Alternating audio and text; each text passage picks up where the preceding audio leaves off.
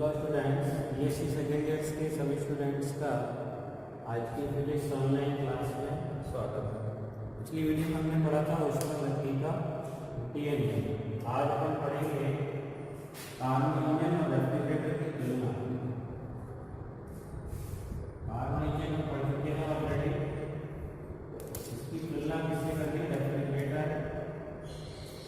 इसका भी सिद्धांत जो है वो कार्बन चक्र पे ही डिपेंड है। कार्बन चक्र मैंने पहले 4 स्टेप्स में कार्बन इंजन में कार्बन चक्र को समझाया था। कार्बन चक्र या कार्बन उत्क्रमण ये कैसा होता है? उत्क्रमणीय उत्क्रमण, रिवर्सिबल। और उत्क्रमणीय का मतलब होता है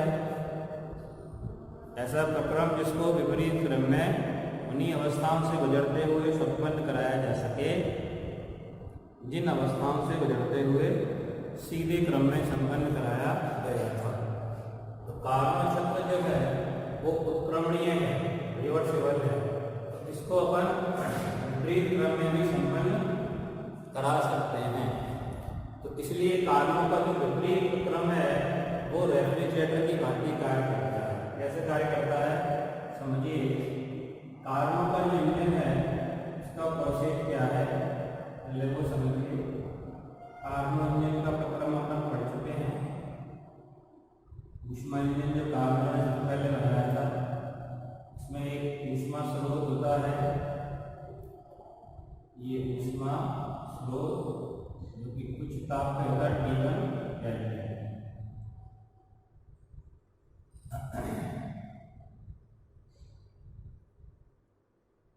एक ये होता है सिंक, ऊष्मा सिंक होता है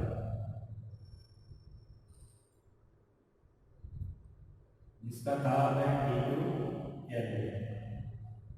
स्रोत से Q1 ऊष्मा ग्रहण की जाती है और इंजन सिंक को Q2 ऊष्मा देके शेष Q1 माइनस Q2 को कायम करता है कार्बन। ये इंजन है कार्बन का इंजन। तो Q1 ऊष्मा स्रोत से लेगा, Q2 सिंक को देगा, बाकी की जो ऊष्मा है Q1 माइनस Q2 वो कार्य में परिवर्तित हो जाती है। प्रक्रम को अपन लोगों से दिखाएं इस तरह से प्रक्रम ने बनाया। पहले भी दाब और आयतन के बीच में वक्रपन बना चुके हैं पहले। फर्स्ट स्टेप जो होता है समतापी प्रक्रम, जिसमें दाब V1 आयतन V1 से परिवर्तन के बाद दाब हो जाता है P2, आयतन क्या हो जाता है V2। समतापी प्रोसेस होता है। उसके बाद दो प्रक्रम में B से C तक ताप बढ़ जाता है। ताप P3 P2 V2 हो जाता है, B1 B1 B3 B2। आयतन बढ़ के B3 हो जाता है, ताप P3। इसके बाद चौथा प्रक्रम होता है तीसरा दो समतापीय संपीड़न। इसमें दाब P4 आयतन V4 ये पहले पढ़ चुके हैं हम। चौथे प्रक्रम में दो संपीड़न के द्वारा वापस प्रारंभिक अवस्था आ जाती है। ये हमने पहले समझ लिया है ऊष्मा इंजन में। तो ये तो प्रोसेस है इसका कार्बन का ऊष्मा इंजन। अब इसी कार्बन प्रक्रम को, कार्बन चक्र को विपरीत क्रम में संपन्न कराएं। क्योंकि उत्क्रमणीय प्रक्रम है, उत्क्रमणीय का मतलब ये होता है उसको विपरीत क्रम में अपन संपन्न करा सकते हैं। विपरीत क्रम का मतलब इस तरह संपन्न कराना है। ये उच्च ताप कह सकते हैं इसको। ऊष्मा स्रोत है, उसकी जगह उच्च ताप है T1 केल्विन पर, और जिससे हम अपने को W कार्य करवाना है। जैसे इंजन ने तो कार्य करके दिया तुम्हें, क्योंकि उत्क्रमणीय है तो उल्टा चलना है। उल्टा चलने का मतलब इस सिंक से ऊष्मा मतलब यहाँ तो स्रोत से ऊष्मा लेके सिंक को दी और कार्य किया निकाय ने। अब उल्टा होगा, उच्च ताप यानी ऊष्मा स्रोत, निम्न ताप यानी कि सिंक। तो सिंक से ऊष्मा ली जाएगी, मान लो Q2 ऊष्मा ली, तो बाहर से क्या किया गया, बाहर कर्म द्वारा कार्य कराया गया। ये क्या है, बाह्य कर्म। जैसे कि ऊष्मावर्ती की विधि में हमने पढ़ाया था कल की वीडियो में, बाह्य कर्म के द्वारा अगर कार्य किया जाए तो निम्न ताप से ऊष्मा लेके उसे उच्च ताप पे ट्रांसफर कर सकते हैं। उच्च ताप की ऊष्मा का ट्रांसफर होगी Q2 प्लस Q2, यहाँ से W कार्य हुआ, Q2 प्लस W बराबर Q1 ऊष्मा किसको ट्रांसफर हो गई, उच्च ताप। तो ये इसका विपरीत प्रोसेस है देखिए चित्र में। इसमें Q1 ऊष्मा ली, Q2 सिंक को दी और W कार्य में चेंज हो गई। इसमें उल्टा है, सिंक से ली, बाह्य कर्मक से कार्य हुआ और फिर वो बाह्य कर्मक ने जो कार्य किया और इसी के कारण Q2 प्लस W ऊष्मा उच्च ताप पर ट्रांसफर हो गई। तो ये जो थ्योरी है वो किसकी है, रेफ्रिजरेटर। ये तो हमने जो बनाया वो कार्बन इंजन है और ये थ्योरी किसकी है, रेफ्रिजरेटर। यानी विपरीत क्रम में उत्क्रमणीय प्रोसेस का जो विपरीत क्रम है वो रेफ्रिजरेटर की तरह कार्य करेगा, रेफ्रिजरेटर की भांति कार्य करेगा। अगर आप क्रम दिखाएं तो उल्टा क्रम चित्र वही बना सकते हैं, जैसे आयतन और दाब P।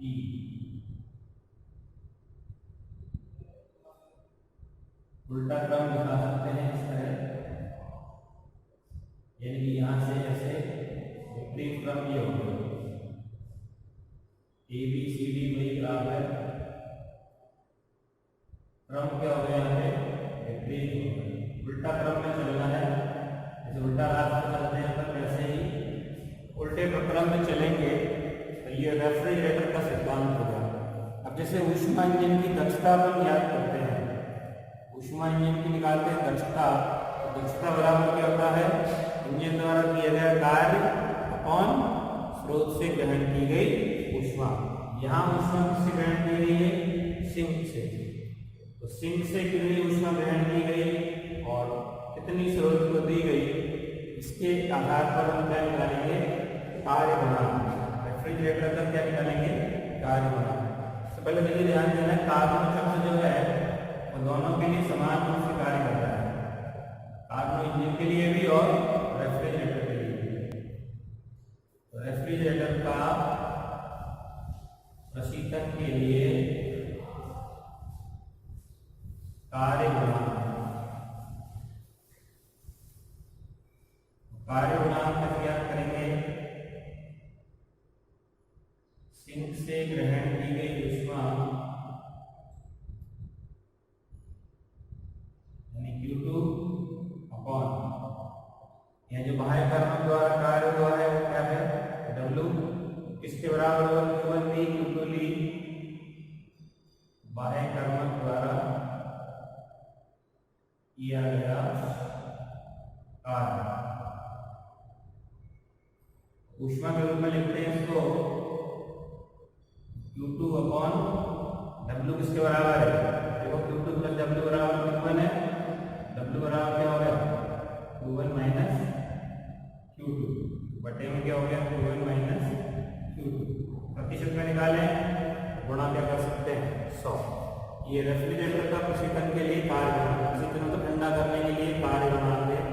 हालांकि अपन ये जानते हैं कि ऊष्मा इंजन जो होता है कार्बन का, उसकी दक्षता कभी 100% नहीं हो सकती, हमेशा 100% से क्या होती है, कम।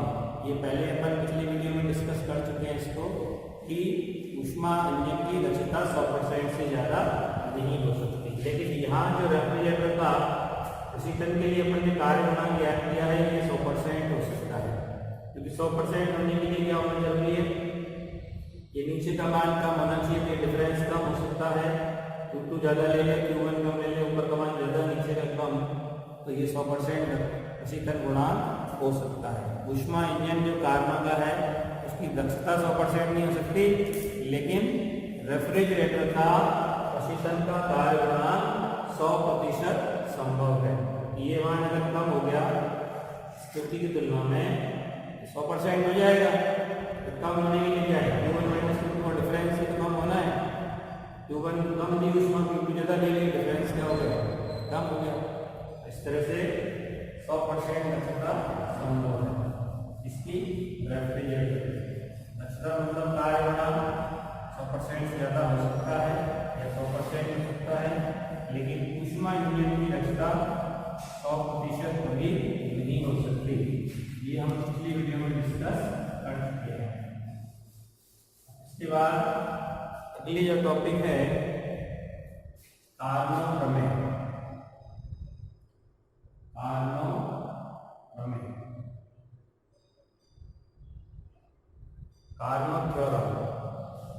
इस कार्नो प्रमेय के अनुसार क्या होता है, पहले तो सुन लीजिए।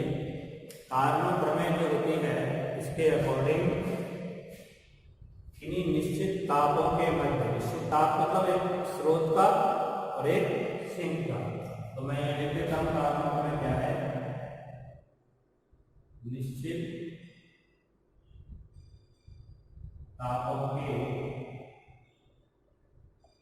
स्रोत एवं सिंक के मध्य कार्य कर रहे उपकरणीय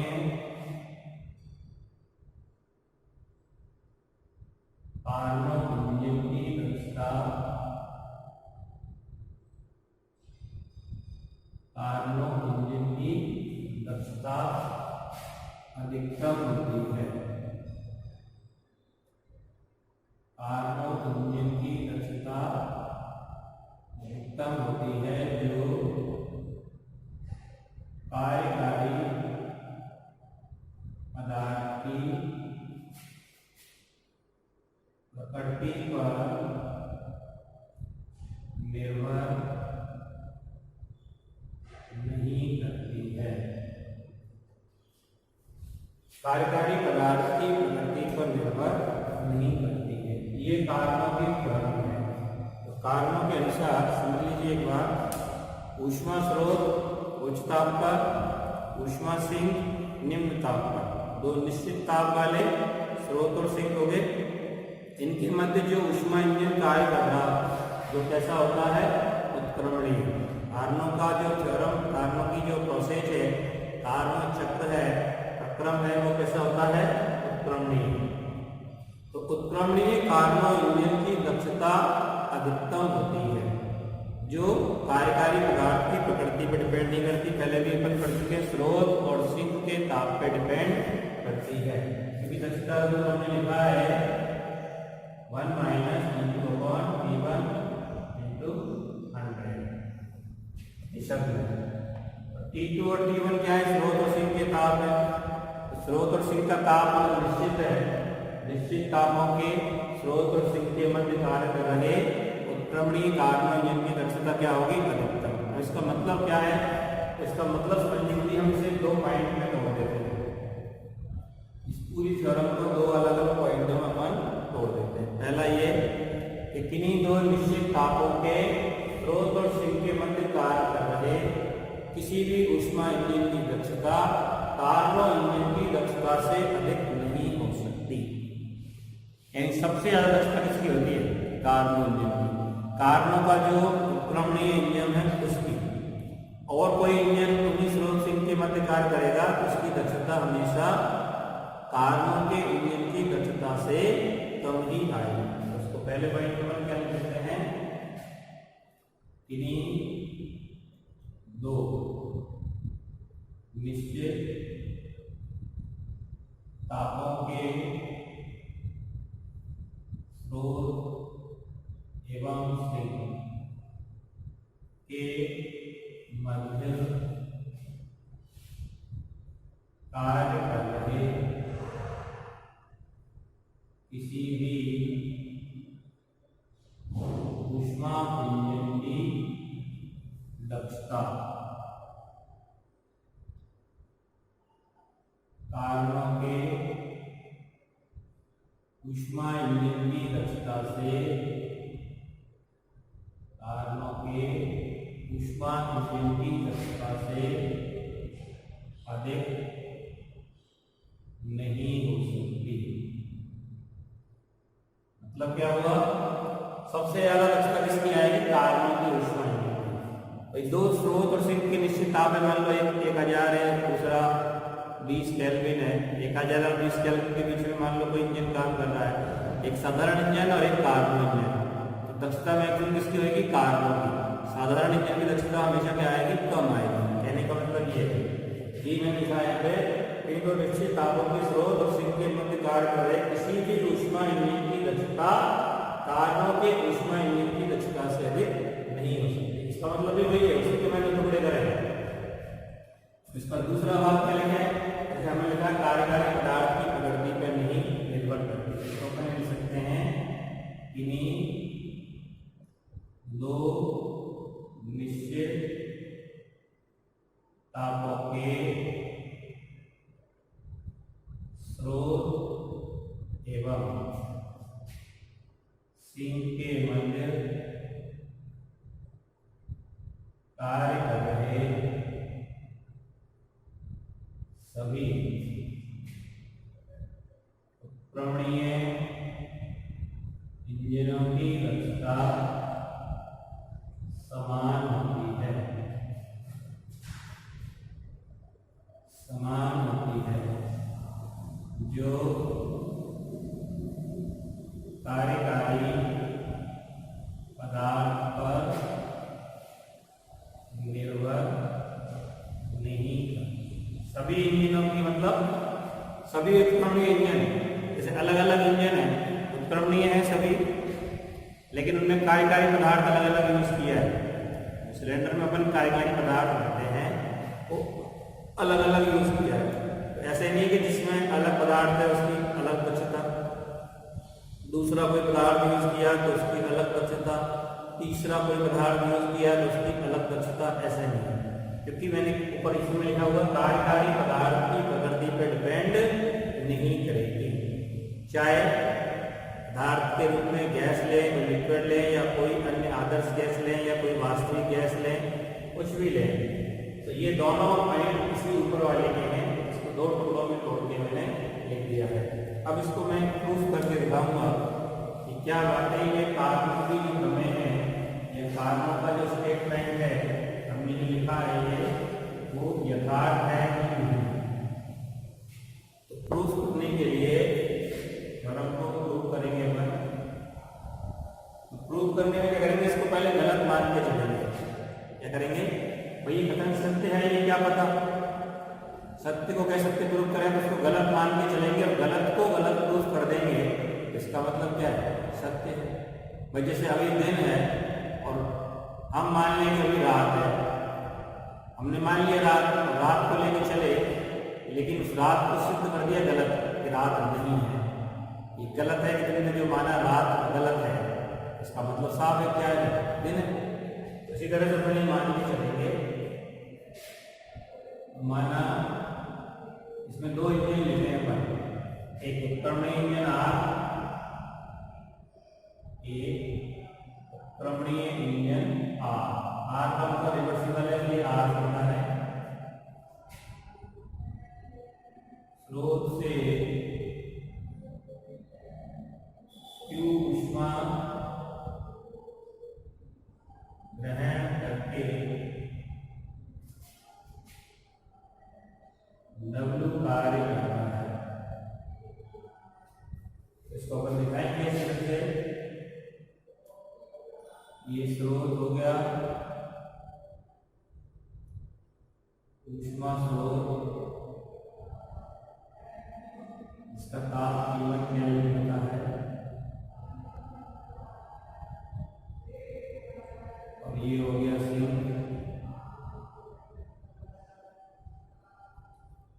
ये ऊष्मा सिंक T2 केल्विन पे। तो यहाँ से कितनी ऊष्मा ली गई, ऊष्मा ली गई कितनी, Q में से कितना कार्य होगा, W। बची हुई ऊष्मा क्या हुई, Q माइनस W किसको दे दी जाएगी, सिंक को। W कार्य हो गया, ये रिवर्सिबल इंजन हो गया R, ऊष्मीय इंजन R रिवर्सिबल है, उपक्रमणीय है, जैसे अपन पढ़ते आए अभी तक। तो ऊष्मा स्रोत से भी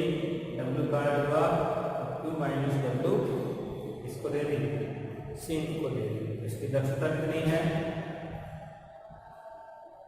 क्रमणीय इंजन की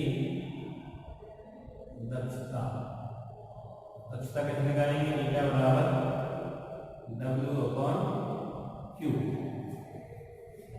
ईटा बराबर W की गई कार्य और स्रोत से ली गई ऊष्मा के बराबर। अब एक दूसरा इंजन मान लेते हैं, माना एक अन्य अनुक्रमणीय ऐसा इंजन है, अनुक्रमणीय इंजन।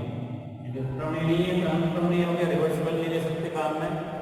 अनुक्रमणीय इंजन स्रोत से Q' ऊष्मा ग्रहण करके W' कार्य करता है। अनुक्रमणीय इंजन स्रोत से Q' ऊष्मा ग्रहण करके W' कार्य करता है।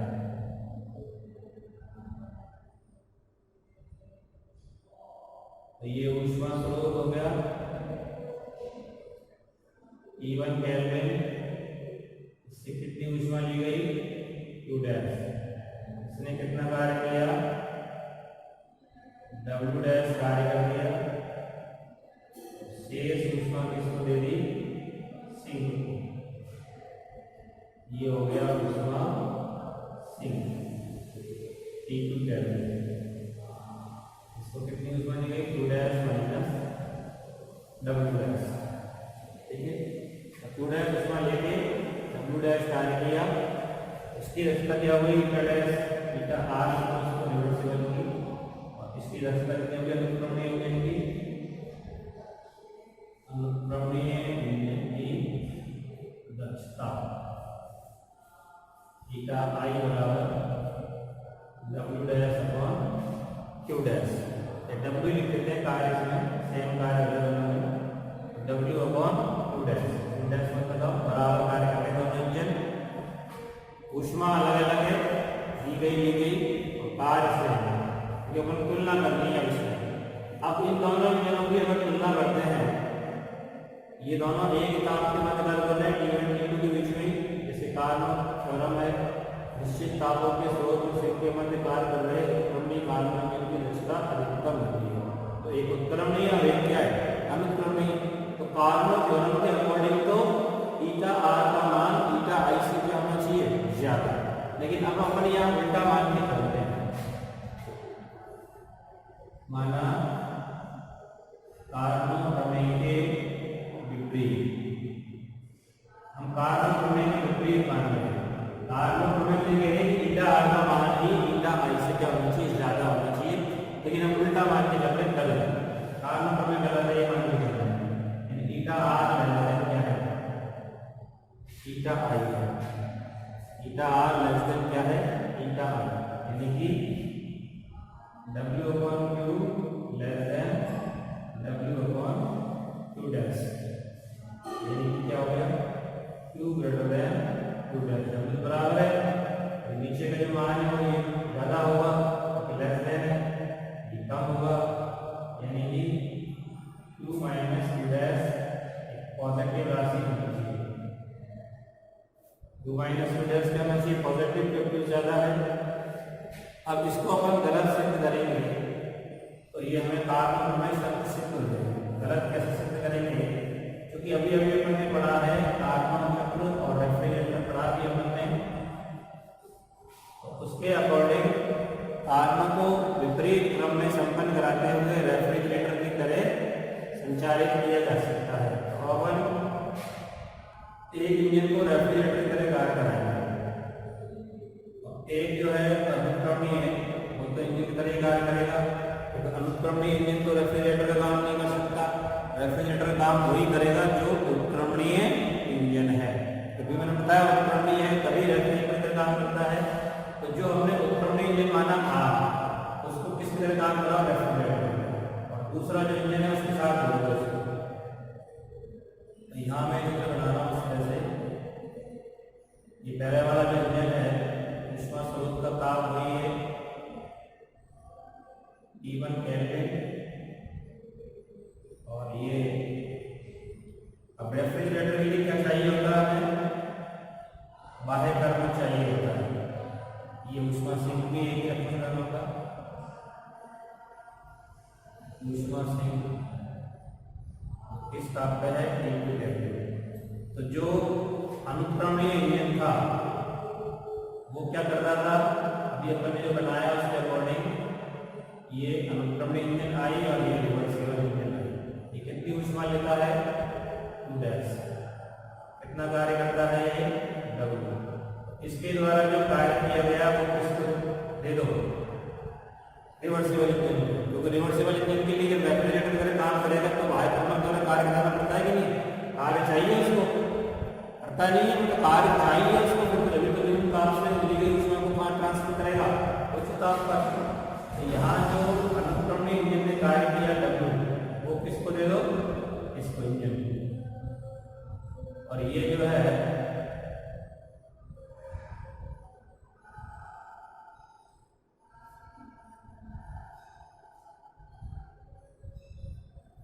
सिंक को जो ऊष्मा देगा W कार्य इसने कर दिया, यहाँ पे W कार्य हो गया रिवर्सिबल का।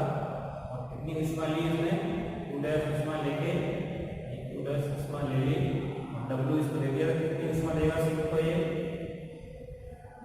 2 माइनस W। तो ये तो अभी भी काई की तरह कार्य कर रहा है,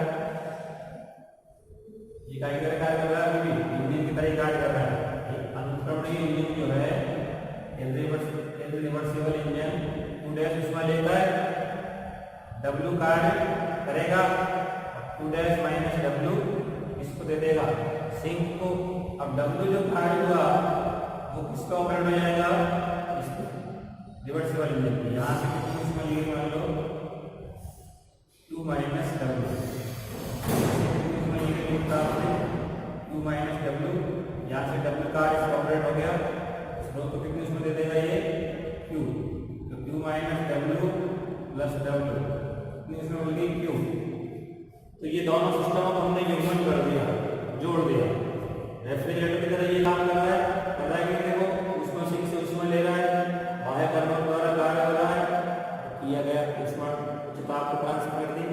तो ऊष्मा इंजन जो हमारा था रिवर्सिबल उसको हमने रेफ्रिजरेटर की तरह काम में लिया और उसके साथ जोड़ दिया उसको अनुक्रमणीय इंजन को। यानी बाहर से कोई और नया ऑपरेटर अपने को लगाना नहीं पड़ा, इसमें लगाना पड़ा। रिवर्सिबल इंजन ने जो कार्य किया वही काम आ गया, तो उसको बाहर से कार्य करना आवश्यक है। तो इसने जो कार्य किया वो इस पर ऑपरेट कर दिया हमने। ये इंजन का काम कर ही रहा है, 2 ऊष्मा ले रहा है, उसने W कार्य कर रहा है और 2 माइनस W सिंक को दे रहा है। अब इस पूरे प्रोसेस को देखो एक बार ध्यान से, इस पूरे प्रोसेस में हो क्या रहा है। इस पूरे प्रोसेस में बाहर कर्म कोई नहीं है, बाहर से ऑपरेट करने वाला कोई नहीं है, तो अपने दोनों इंजनों को जोड़ दिया, उसी का कार्य इसके काम आ रहा है। बाहर से किसी को कार्य करने की आवश्यकता है ही नहीं। अब इस पूरे प्रोसेस में स्रोत को दी गई ऊष्मा, स्रोत सिंक को ली गई ऊष्मा कितनी है, स्रोत से ली गई कुल ऊष्मा। चित्र को देखो कितनी ऊष्मा ली गई, यहाँ से 2 दे रखी है और Q दे रखी है, कितनी हुई Q माइनस 2 ले ली, Q वापस मिल गई, दोनों का डिफरेंस ही आएगा Q माइनस 2।